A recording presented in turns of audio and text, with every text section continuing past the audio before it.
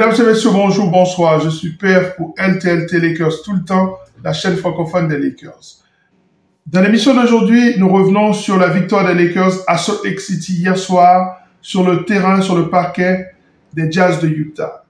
Les Lakers ont dominé ce match 138-122, sans LeBron James à l'extérieur, juste avant le break du All-Star.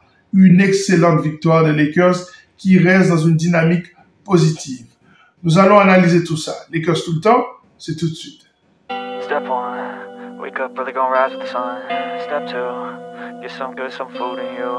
Step 3, think real hard about what you wanna be. Step 4, everybody just do your thing. Wake up, today's gonna be a good day. Wake up, today's gonna be a good day.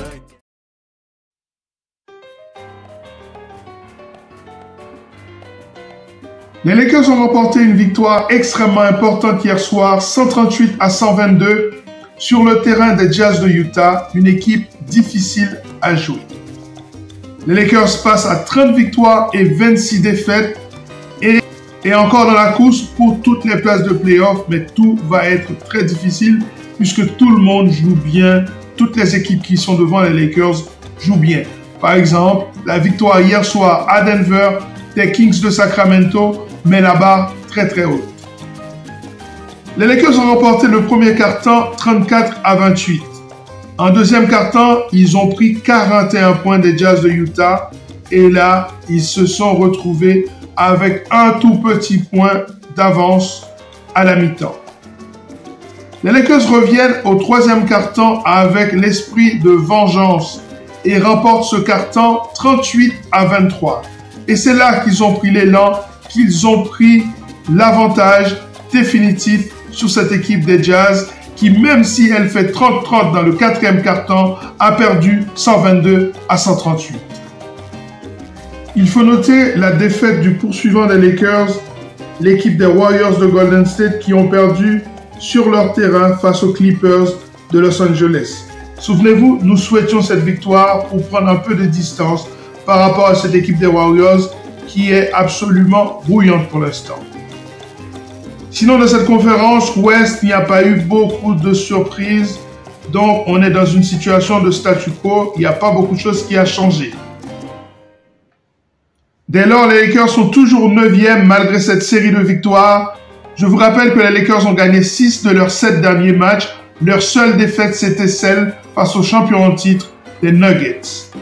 Les Lakers poursuivent les Kings de Sacramento qui sont à 31-23. Les Mavs sont à 32-23. Les Pelicans qui sont 6e sont à 33-23. Les Suns sont à 33-23 également. Et les Nuggets sont à 36-19. Donc, si on regarde le classement entre les Nuggets qui sont 4e et les Lakers qui sont 9e, il y a juste une différence de 6 victoires. Cette conférence Ouest s'annonce, comme toujours, très disputée. Alors, nous ne devons pas bouder notre plaisir puisque les Lakers ont fait face à une équipe qui est très difficile à battre à domicile. Si on compare les bilans des équipes de NBA et les équipes élites, nous remarquons que les Timberwolves ont perdu 5 matchs à domicile, ainsi que les Nuggets en altitude. Les Lakers ont perdu 9 matchs à domicile et c'est également le cas des Jazz de Utah. Par exemple, si on compare avec les Mavs, c'est 13 défaites à domicile. Les Pelicans, c'est 10 défaites à domicile. Les Suns, c'est 11 défaites à domicile. Donc, les Utah Jazz sont l'une des meilleures équipes à domicile. Donc, victoire très importante des Lakers sans LeBron James.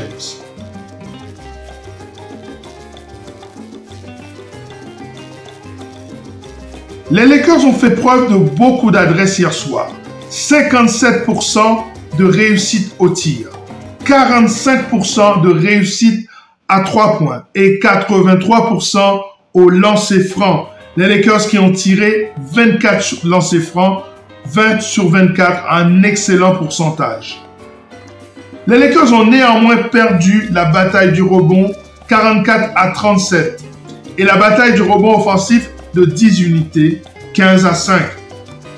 Les Lakers ont distillé 34 passes décisives. Je vous rappelle le record de D'Angelo Russell, 17 passes décisives données hier soir. Les Lakers ont été un peu plus performants dans la raquette, 66 points inscrits contre 60 au Jazz de Utah.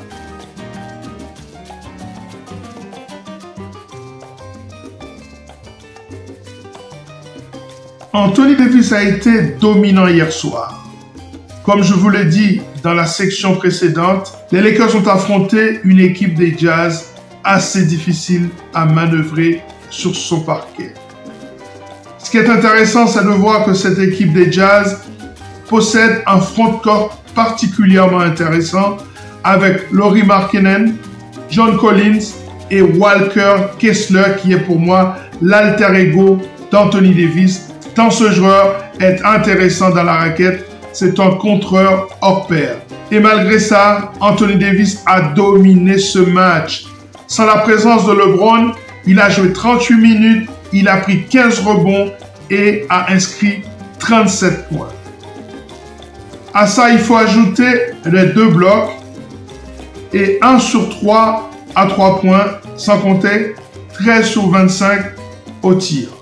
Mais l'homme de la soirée est incontestablement Rui Hachimura. 36 points inscrits hier soir, soit le meilleur total de sa carrière.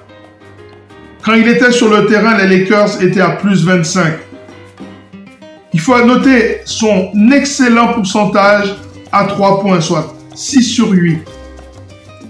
Voilà un joueur qui est libéré depuis quelques matchs, depuis qu'il a été inséré dans le 5 de base des Lakers. Parce que Rui Hachimura, c'est un joueur qui doit sentir qu'on l'aime. Il doit sentir qu'il est important pour l'équipe. Il doit bien comprendre son rôle. Il doit se sentir apprécié.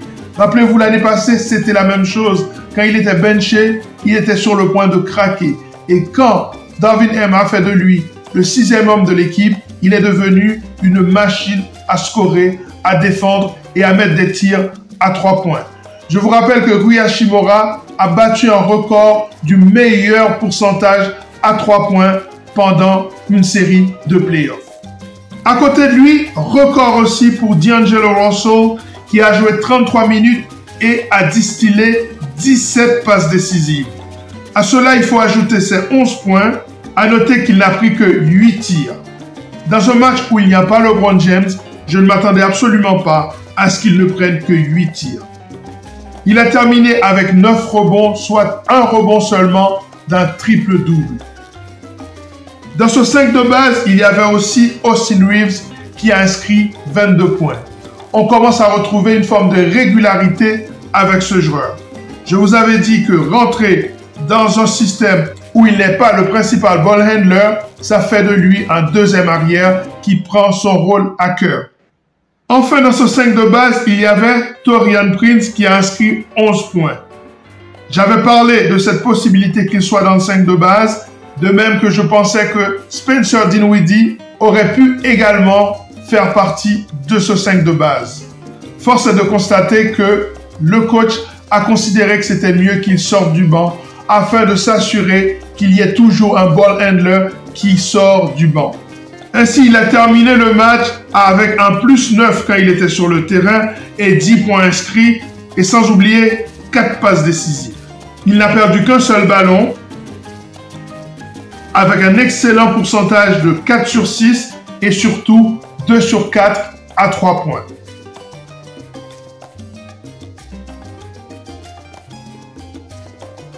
La suite des événements, ce sont des matchs difficiles en perspective. Je vous disais que les Lakers seront à San Francisco après le break du All-Star pour affronter les Warriors. Ces Warriors qui seront avec le couteau entre les dents puisqu'ils ne peuvent pas se laisser distancer par les Lakers. Ensuite, les Lakers recevront les Spurs de Wemby avant d'aller sur le terrain des Suns de Phoenix, qui est l'une des équipes les plus difficiles actuellement. Ensuite, les Lakers iront entre guillemets aux Clippers de Los Angeles. Je vous rappelle que c'est peut-être l'équipe la plus forte à l'instant en NBA.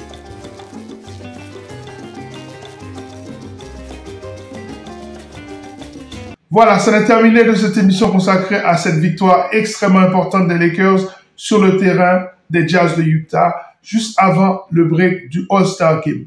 Quand nous revenons en NBA, les Lakers iront à Golden State. Ce match aussi, il faudra absolument le gagner. Il faut souligner qu'il ne reste plus que 26 matchs avant les play-in et ensuite les play-offs. 14 à domicile et 12 à l'extérieur. Toutes les victoires seront très importantes. À très bientôt sur cette chaîne pour une nouvelle analyse consacrée à cette franchise mythique. À très bientôt. Ciao.